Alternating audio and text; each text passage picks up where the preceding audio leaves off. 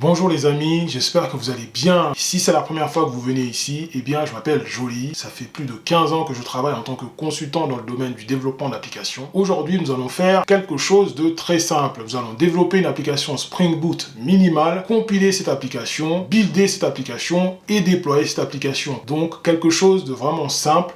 C'est un tutoriel destiné aux débutants. Donc si vous avez un niveau avancé, ce n'est pas pour vous. Sans plus tarder, allons-y. Pour ce faire, nous allons commencer par créer le template du projet à l'aide de Spring Initializer. Je rappelle qu'il s'agit d'une application web qui permet de faciliter la création d'applications Spring Boot. Donc on choisit le type de langage qu'on va utiliser. Nous, ça sera le langage Java. On peut choisir la version de la JDK. Nous, ça sera la version 8. Mais le plus important est en fait de choisir les modules qui vont être utilisés dans notre application. Comme il s'agit d'une application web basique, nous avons besoin que d'un seul module, Spring Web. C'est donc le module qui va nous permettre de compiler et surtout de déployer notre application web Spring Boot basique. Après avoir sélectionné tous ces éléments, il suffit de générer le squelette.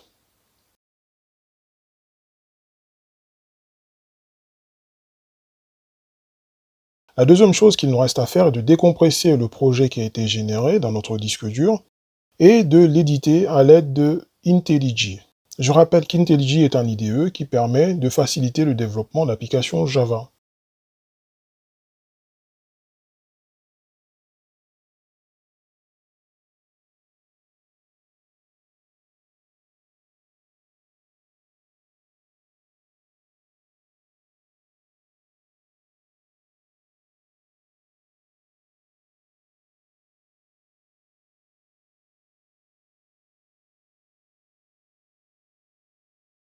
Et là, il faut donc aller dans le menu File et ouvrir un projet existant, New, sélectionner le POM du projet que l'on a généré à l'aide de Spring Initializer.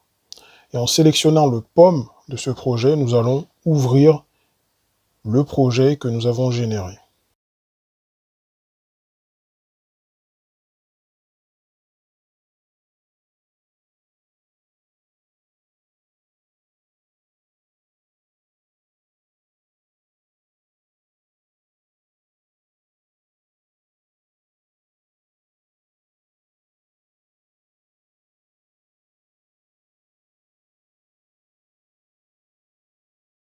Je rappelle que le POM est le Project Object Model.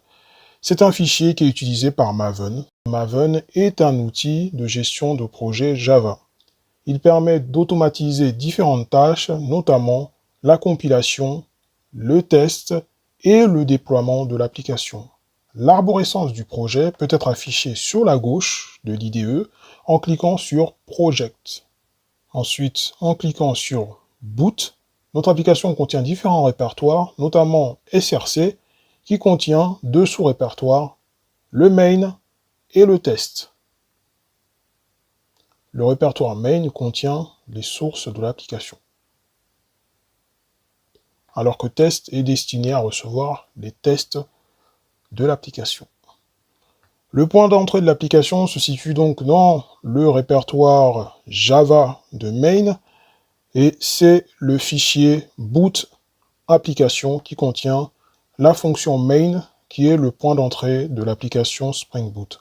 Donc toutes les applications Spring Boot contiennent un point d'entrée qui se situe dans une classe qui contient une annotation @Spring Boot application. Nous allons donc builder notre application.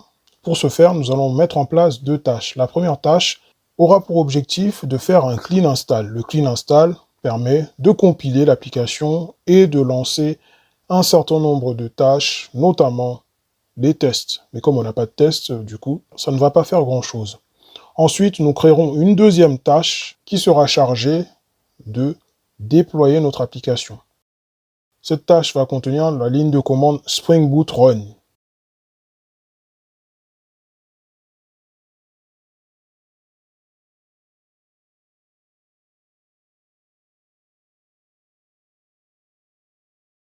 Après avoir créé ces deux tâches, nous allons donc lancer la première tâche, qui est le clean install, pour compiler l'application.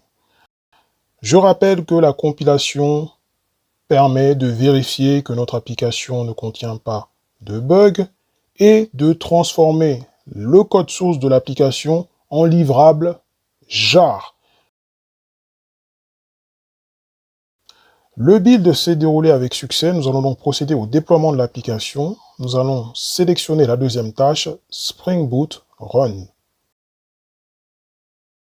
Le déploiement s'est bien déroulé. Nous avons créé une application web minimale à l'aide de Spring Boot. Nous sommes partis du Spring Initializer jusqu'au déploiement de l'application à l'aide d'IntelliJ. Je vous invite à refaire ce tutoriel plusieurs fois afin de maîtriser les différentes étapes de la création d'une application web minimale à l'aide de Spring Boot. Bon j'espère que cette vidéo vous a plu. N'hésitez pas à commenter en restant poli bien sûr, à partager cette vidéo avec vos proches et surtout à vous abonner pour soutenir mon travail. Je m'appelle Joly, ça fait plus de 15 ans que je suis consultant dans le domaine du développement d'applications web et je partage avec vous dans cette chaîne tout ce que j'aurais voulu savoir à mes débuts. N'oubliez pas de soutenir ma chaîne, c'est très important. Je vous dis à la prochaine. Ciao!